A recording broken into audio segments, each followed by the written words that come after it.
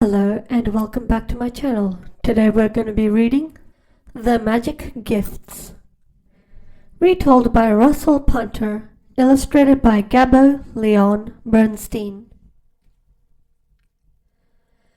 The Magic Gifts, a folk tale from Korea, retold by Russell Punter, illustrated by Gabo Leon Bernstein.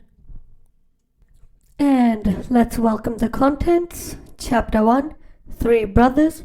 Chapter 2, Fair Shares. Chapter 3, Riches to Rags. Chapter 4, A Mysterious Monk. Chapter 5, 3 Gifts. Chapter 6, Magic.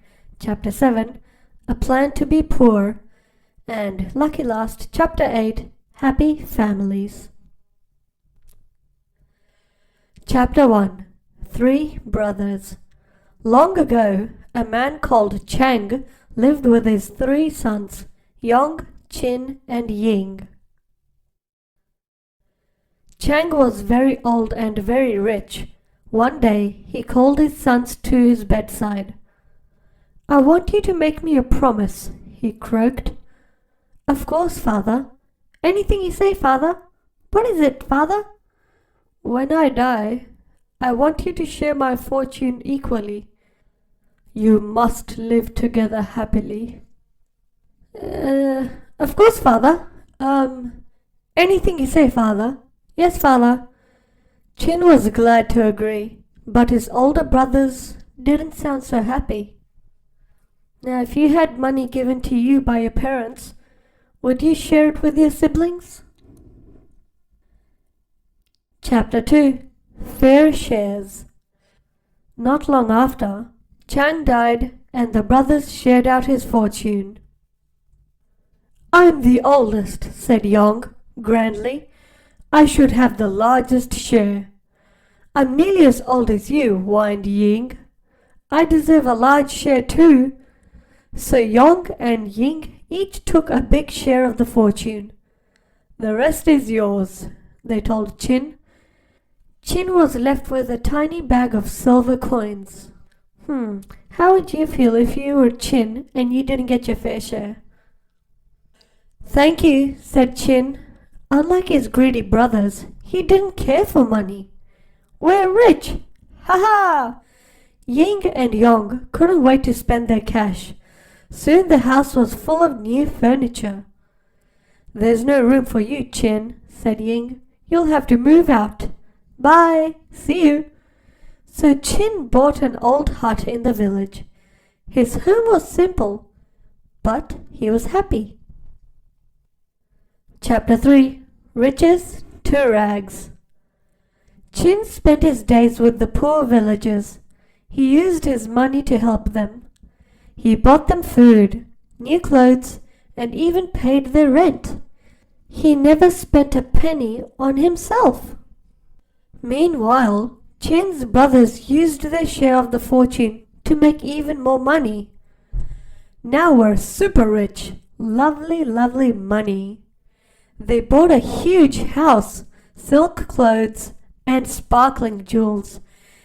They spent every single penny on themselves. One day, Ying and Yong saw a man dressed in rags. He looked familiar. "Is that Chin?" It can't be. It was Chin. He had given away all his money and was the poorest man in the village. "You can't go around like that," said Yong. "You're making our family look bad," added Ying. "Leave the village right now," said Yong, "and don't come back until you're rich." Chapter 4, A Mysterious Monk. Chin didn't want to upset his brothers, so he left the village. He walked for miles and miles. At last, he came to a wide stream. He took off his shoes and dangled his tired feet in the cool water. "Ah, that's better," he thought. "Excuse me," said a voice. Chin jumped. Behind him stood an old monk.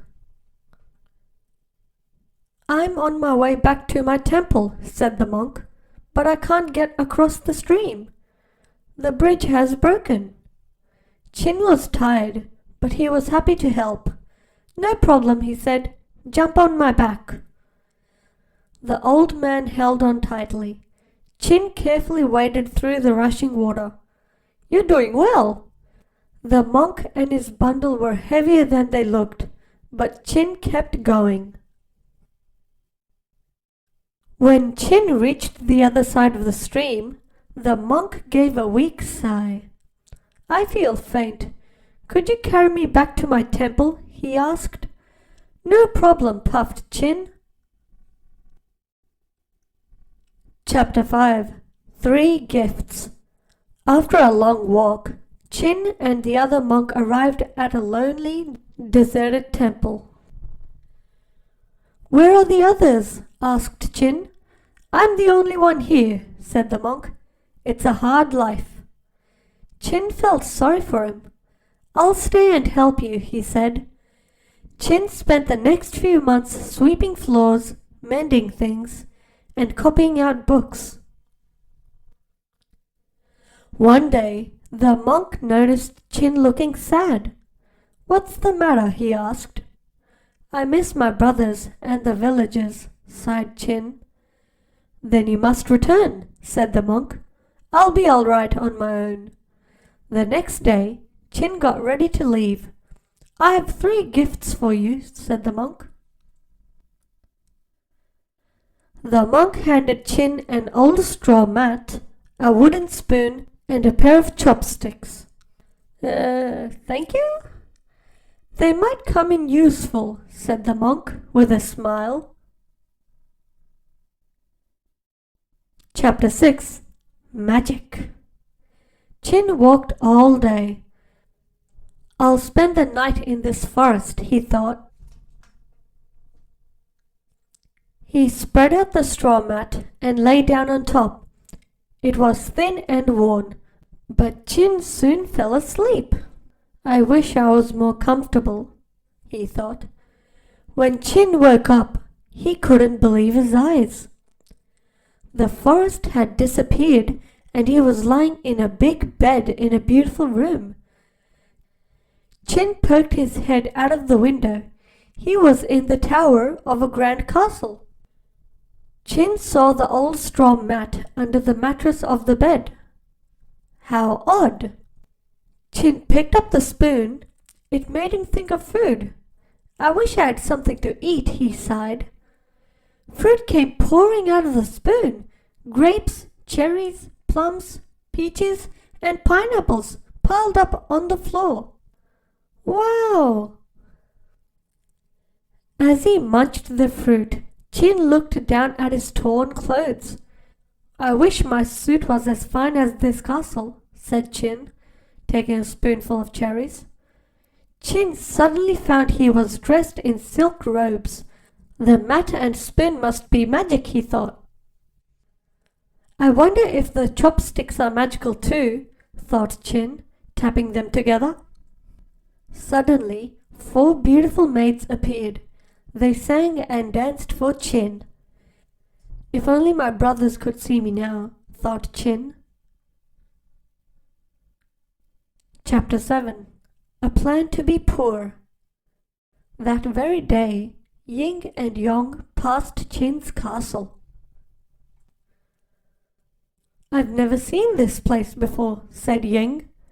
"It's enormous," cried Yong. "The owner must be even richer than us."